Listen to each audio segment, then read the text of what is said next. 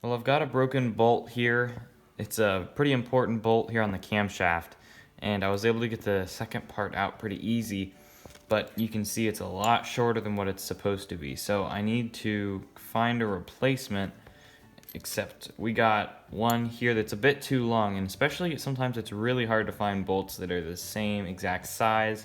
And if you want to get the exact same one, it can be pretty expensive. So with this bolt that we have here, you could pick these up at like a Fastenal or local stores.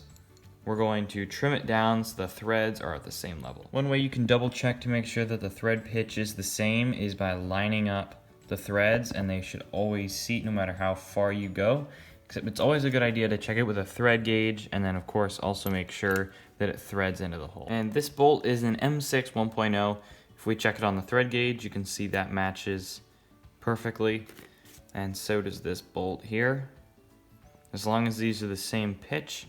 And with different applications, say this is, they torque up not too tight, but with bolts like this, you want to use hardened steel bolts, but it really just depends on what you're using it for. Certain applications really need to be a higher quality bolt, or sometimes it doesn't really matter. Now we're gonna figure out where we're gonna cut it off to, and it's about right there.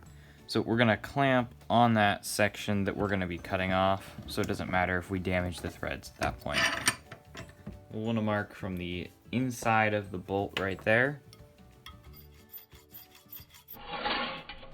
And then we'll give it a little bit of a bevel, clean it up so it'll thread in nicely on the sander.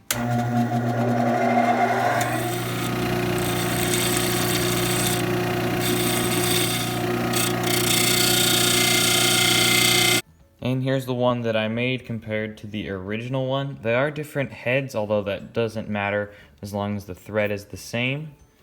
And this, with that bevel, it threads in just nicely, and it'll do its job just fine.